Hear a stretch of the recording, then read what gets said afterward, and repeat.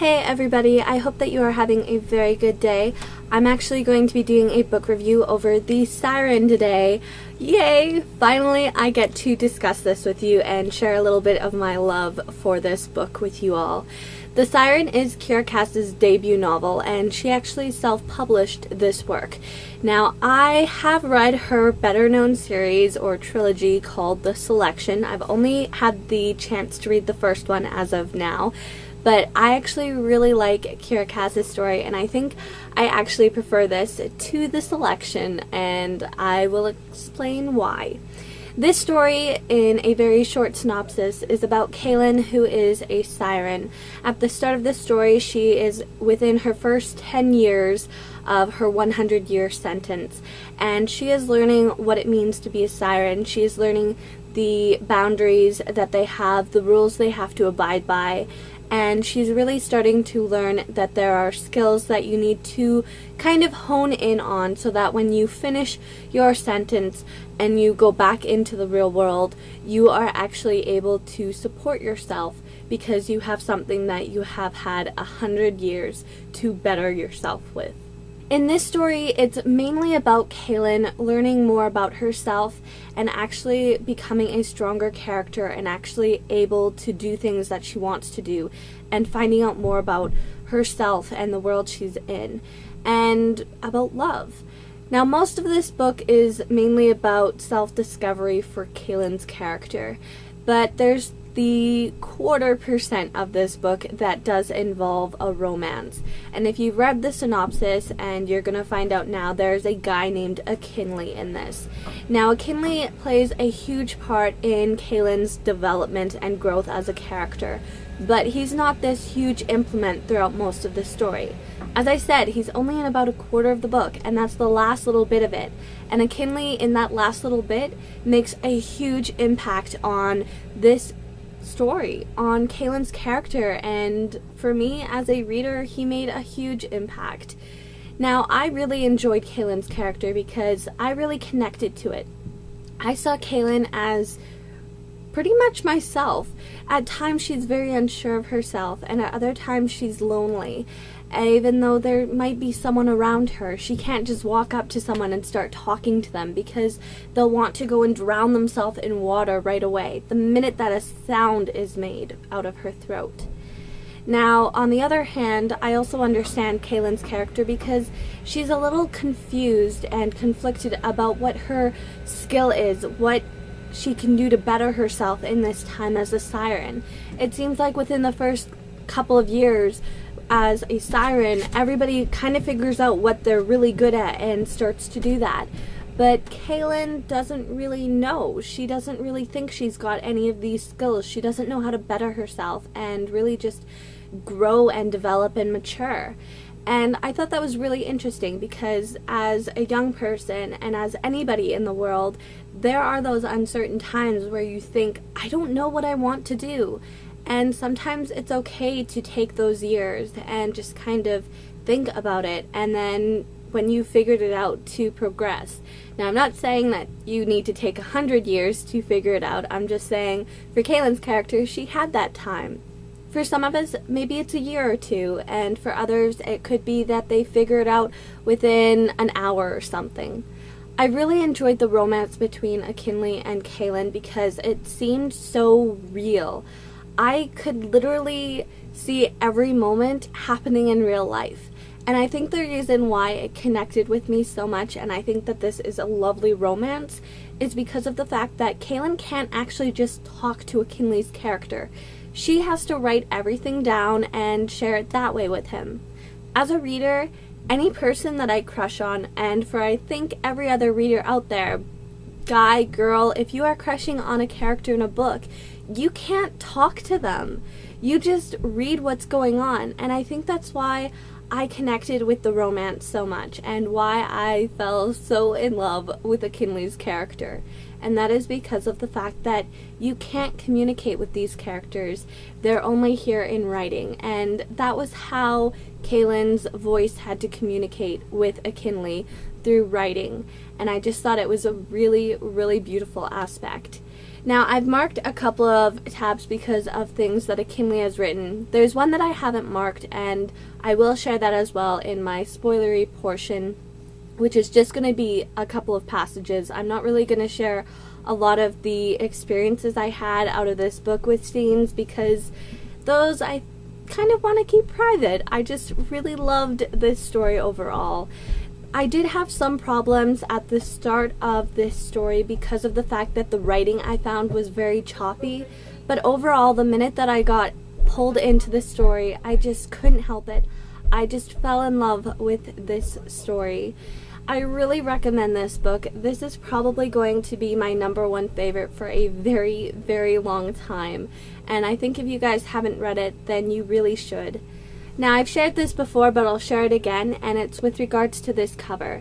It wasn't actually the picture that was given for this work of art. This piece of writing actually was, well, it was inspired by this lovely photo that Kiera Cass saw that a friend had taken. No, this is not Kiera Cass in this photo, but she loved it so much that when she first bound up copies of this story to give to people for Christmas one year, she asked to use this photo. And then when she decided she wanted to self-publish this work, she then asked permission to use it as the actual cover art. I really am happy that Kiera Cass decided to self-publish this, because it would be a pity if this work of art was not in my life. I know that if I hadn't had a chance to read it, and I didn't get a chance to read it even in the future, that there would be a gap in my life, in my reading, because this piece of work so influenced me, and I think it showed me that it doesn't have to just be a cheesy romance, and it doesn't have to be something where you have to live with your choice. It's one of those ones where you choose to love because you love. You can't help it. And I really like that. One final thing with regards to this is, although I want to say this is an original work, in my mind, I kind of saw a bit of a retelling with it. And the one that I saw a retelling of is with regards to The Little Mermaid. For most of it, I didn't know if it was going to be the Hans Christian Andersen traditional writing, or if it was going to be the Disney-fied version. One of these two has a happily ever after, and the other ends in bubbles. I was really conflicted as to, is this going to have a happily ever after or not? And I was very pleasantly surprised and very happy with the outcome. One thing that I wanted to mention that I didn't even realize until I was getting ready to review this again is the fact that when I read Allegiant, I said that it was the first time where I read where an author had actually taken and changed her writing style in the final book of a trilogy, or changed her writing style and her point of view in one of the works that she did in a series. This is the first time I read a standalone where the author then included the male's point of view for the finishing of the story, and I just really enjoyed that. Alright guys, that is my review. If you have read The Siren, then please, please, please talk to me about it, because I think that this is such a lovely story. And if you've had a negative reading experience with it, then share that with me too, because I'm always interested to hear what people think of a book honestly, not what I just want to hear, but what they have to say. So I'm going to go into the spoilery portion where I share a couple of phrases. The first one I have to share is the one that I didn't mark, and it's actually written by Kaylin's character to Akinley's sister-in-law. She was asking Kaylin what she liked about Akinley, or if she actually liked him, because she still wasn't too sure about her. And Kaylin wrote, "Maybe one day another life might catch up with me, or there could be no other life at all. I guess I couldn't say for sure. Either way, I choose Akinley. There are some things you just know, and I know I want Akinley. I hope that will always be a good enough answer, that he's what I would take over anything else." I just really love that phrase, because I think that shows that it is real love. It's not just something that she wants to happen. It's what she actually feels. Now, these last three are actually going to be from Akinley's point of view. We were getting ready for bed. It was October, so she was bundled up, sitting on the bed and watching the ocean out the window. Even covered from head to toe, she looked so sexy to me. Sometimes I just had to wonder if there was something wrong with me, if sweats were becoming my new idea of lingerie. I'd wanted to kiss her since I found her, but I knew I had to wait. Last time, I practically forced our first kiss on her. This time, she had to want it. I love that. The part about the sweats being his new idea of lingerie, and then with regards to their kiss, it's nice to hear the guy's thoughts on that. The next one is actually just the first sentence. It says, I pulled my Kaylin close to me.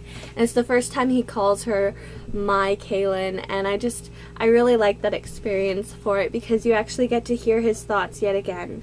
Another one says, Kaylin kept telling me I was a hopeless romantic. I didn't think so at first, but she was right. When she walked up to me in that white dress, I cried almost as much as she did. Though I'd had reason enough to in the past, tears weren't something I liked to show. But I figured this would be one of 2 forgivable times for me to cry in public. The moment I became a husband and the moment I became a father. And I love the fact that even though he is this really humorous character who has amazing lines, he just has these thoughtful, insightful moments where he shares his actual thoughts and he doesn't shy away from them, and the feels in that moment. The final one, I actually have to share a little backstory. So at the end we see Kaylin and Kinley's character, and something is going on. I'm not going to say what. I think you guys kind of have figured it out if you listened. And basically, Kaylin is given some gifts from 3 girls who are supposedly relatives, but they can't communicate, and you know that they are her sisters, her Siren sisters. And they ask her, well, what did they look like? So she explains to Kinley and his brother and sister-in-law, there was a tall blonde with blue eyes, and a brunette girl who looked kind of Italian, and then a tiny Asian girl. Asian? Ben, Julie, and I said all at once.